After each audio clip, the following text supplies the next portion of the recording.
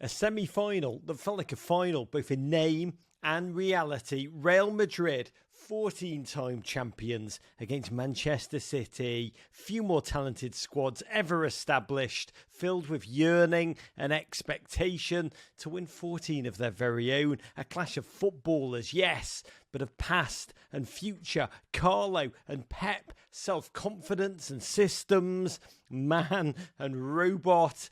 And two of the best teams in the world, not named Everton, but only when Everton are playing at Brighton. And in perhaps tonight's biggest surprise, Pep Guardiola did nothing crazy selection-wise. What, man? There was no 4D chess, outthinking, the outthinking of the opposing manager. He just straight up went and unfurled his strongest possible side, with all the footballers in their rightful places. Crazy, I know.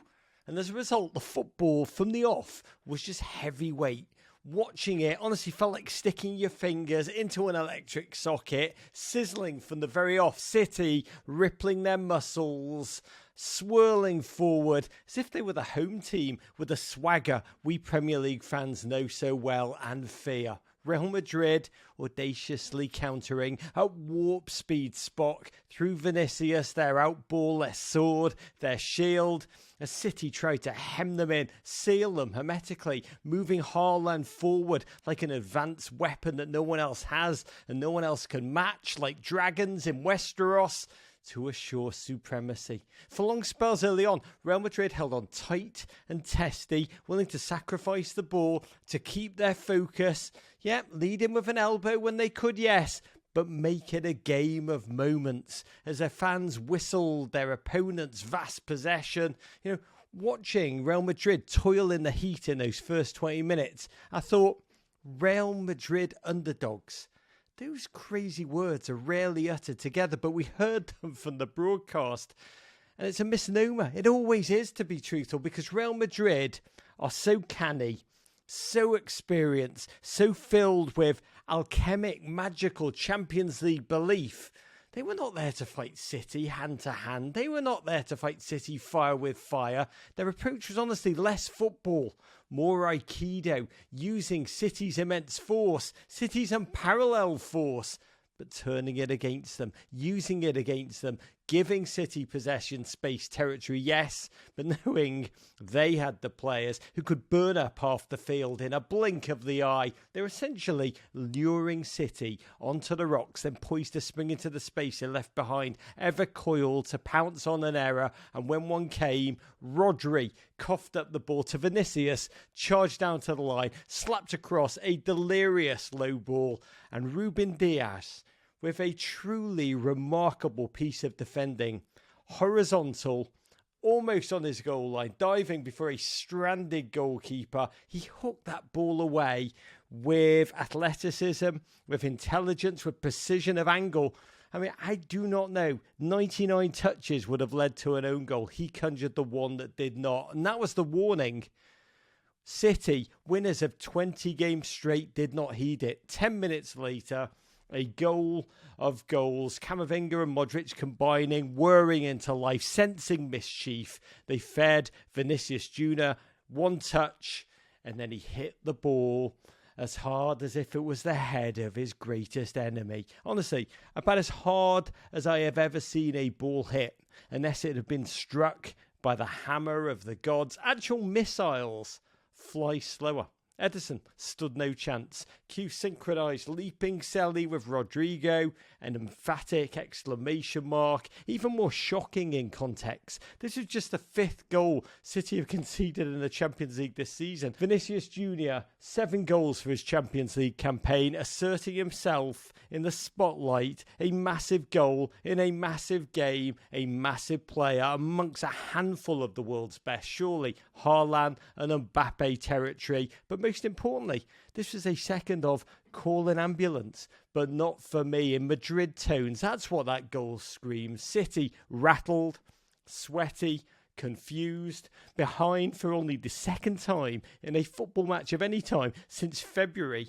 And Madrid, a tale as old as time, written off, obituarised before a ball had even been kicked. They'd lived out yet again Mark Twain's quote, "Rumours of my death have been greatly exaggerated in football boots. The first half statistics: Real Madrid, 1 shot, 0.06 expected goals, 32% possession, 125 passes. City had 315, but 1-0 up on the scoreboard, the only place history remembers. And we fall for it every time. And by we, I mean Wayne Rooney, who wrote that piece in the Times about how City would not just win, they would blow Real Madrid away. Second half, more of the same. Gundogan attempting to drive City forward, set a level of intensity no one could match, only to have Real simply slip forward. Triangles, Carvajal, Vinicius Jr., Benzema, slipping in big body bends from an angle, and he hit it high and dry. Madrid now growing in confidence, feeling themselves. And one of the fascinating things about watching Real is that you're watching mystique.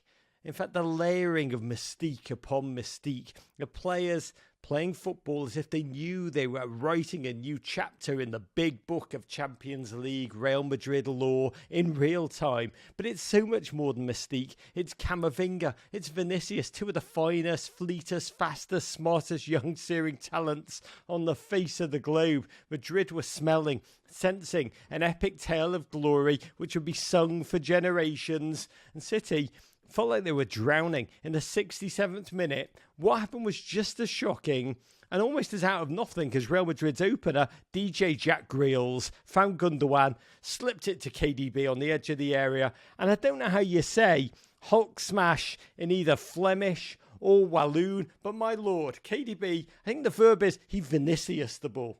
Absolutely Vinicius, from the edge of the area, 6 inches high and rising, smelted the bloody ball, then dropped to his knees. Look at that. Look at the relief. You can see the emotion rolling off KDB. All of that stress and sweat which he'd been carrying just disappearing into the Madrid night. 3rd straight season. Kevin De Bruyne has scored a Champions League semi-final goal on the trot. I mean, that tells you everything you need to know about the man and his big game abilities in that second. You realised we are watching a game of legends. And down the stretch, City looked shattered, oddly human. Pep made no substitutions, but Real Madrid played as if they didn't want the game to end. Got to credit City.